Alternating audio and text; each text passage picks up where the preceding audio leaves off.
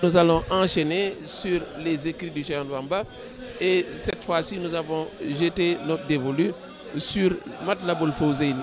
Matlaboul Fawzeyni que l'on traduit par la quête du bonheur dans les deux mondes. Et c'est pour nous mettre au goût du jour puisqu'on le sait, mais c'est un khassida sur lequel le calife a beaucoup parlé ces temps-ci. Il a donné des orientations de taille et actuellement la dernière en date c'est celle qu'il avait donnée lors de la célébration du Magal de Porokhane, la journée de prière dédiée à la vénérée mère du Cheikh Ahmadou Bamba. Et ce jour-là, il a donné recommandation à tous les disciples qui en sont capables de lire chaque jour Matlaboul Fawzeyni. Ceux qui ne sont pas à même de le faire, qu'ils fassent l'effort de le lire au moins une fois dans la semaine. Donc ça veut dire qu'ils le disent une fois par semaine. Donc ça veut dire que c'est une prescription qu'il avait donnée. Et on se rappelle également que c'est un khassida sur lequel les khalifes ont souvent parlé. On se rappelle qu'en 1980, le vénéré Cheikh Mbacké, troisième khalife du mouridisme, avait sélectionné 27 vers tirés de Matlaboul Fawzeyni et portant sur Touba et son statut. Il en avait fait une traduction en wolof en direct et depuis lors, évidemment, les gens savent le statut de cette ville-là. Et en marge de cette adresse, c'est un khassida, n'est-ce pas, pour lequel le khalife disait que c'est la forteresse de Touba. Et c'est la forteresse de Touba parce que c'est un khassida qui a été écrit dans les dessins de pourvoir une protection à cette ville. Et c'est un propos, n'est-ce pas, qui est en relation avec ce que le khalife général des Mourides d'alors, Serigne Abdoul Ahad, avait dit. Il disait que c'est un poème, n'est-ce pas, qui est un poème fétiche.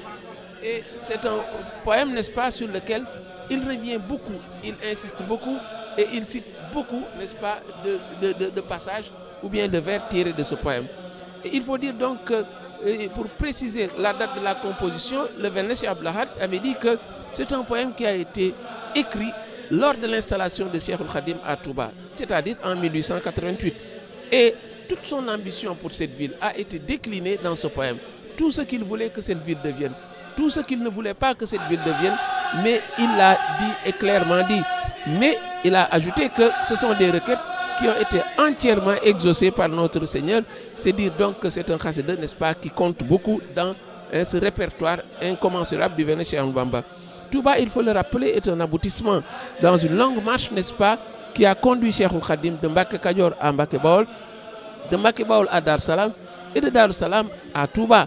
Donc il est venu s'installer là-bas parce que simplement c'est également une injonction de son Seigneur, mais c'est également un don de son Seigneur, puisque Touba répondait à ce qui était dans ses préoccupations, à savoir faire en sorte que ce soit cette ville, que cette ville ne soit pas un lieu où on s'adonne à la transgression, où on foule aux pieds les principes, n'est-ce pas, édictés par Allah le Très-Haut.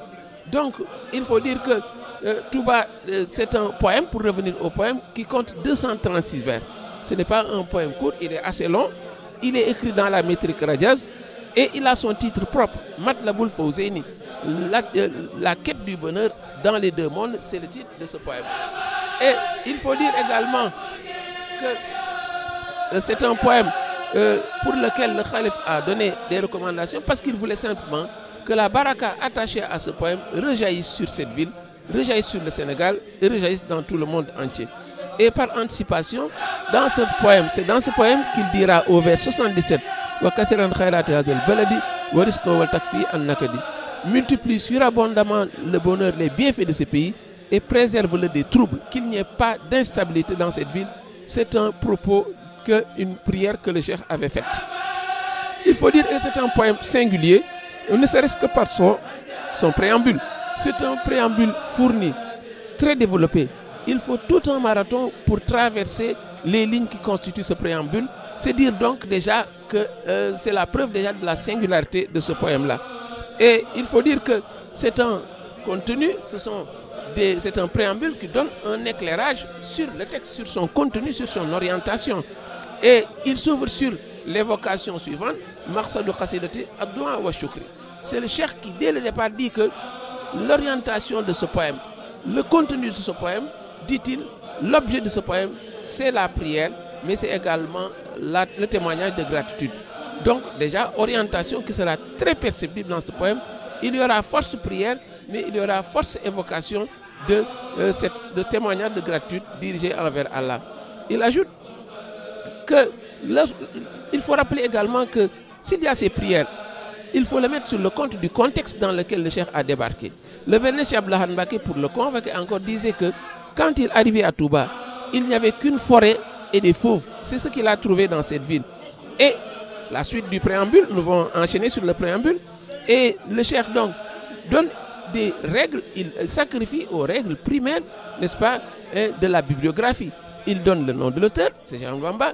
Il donne la date, c'est 1888. Il donne le lieu, c'est Touba. Et il donne l'objet, n'est-ce pas, pour lequel il l'a écrit. Je crois que c'est très explicite. Donc, il faut dire qu'il y a d'autres exégètes qui montrent même que le mois, c'est le mois de Rajab. Ça, ce sont des exégètes qui le font. Mais ces informations données sont assez suffisantes pour comprendre l'orientation de ce poème. Donc, l'autre information, le cheikh vient à dire Arsahallahu, Dieu l'a préservé, cette terre de Touba. Et le vénéré Cheikh Abdou Lahad avait martelé en son temps que le cheikh n'a pas dit que Dieu la préservera. Il l'a déjà préservé, c'est accompli, c'est un acquis. C'est également important de le dire. Le reste également du préambule, n'est-ce pas, ce sont des prières avec une précision chirurgicale sur la manière de dire ces prières. Il commence par A'udhu bi kalimatillahi min sharri ma khalaqa, qu'il faut dire 3 fois. Je cherche protection par la parfaite parole de Dieu contre le mal de ce qu'il a créé. Déjà, l'idée de protection refait surface. Ce sera très marquant dans ce poème. Il ajoute la hawla wa la quwwata illa billahi al-ali azim. Il n'y a de force ni de puissance qu'en Allah, qu'il faut dire également 3 fois. Il y a bien d'autres formules et nous pouvons passer rapidement là-dessus pour ne pas nous éterniser sur ce préambule. Mais le point commun avec toutes les formules qu'il a édictées, ce sont des formules qui sont destinées à protéger, à se prémunir contre les dangers, parce que danger, il y en avait en ce temps-là. Et le cheikh ajoute Allahumma ya wahidu ya ahadu a'udhu bika min sharri sakinin baladi wa min walidin wa walada. Il ajoute, ô Dieu, l'un, l'unique, préserve-moi du mal des habitants de l'endroit, ainsi que de celui de tout géniteur et de ce qu'il a engendré. Et évidemment, toujours demande de protection. Et il précise sa pensée pour dire ce dont il veut qu'Allah le prémunisse. Il demande qu'Allah le prémunisse. Il dit Aqatul asada wal aswada wal ahyata wal aqraba wal sariq wal tariqa wal aqida wal nafisa wal aina wal sahira wal linsa wal janna ana wa jamil muslimin.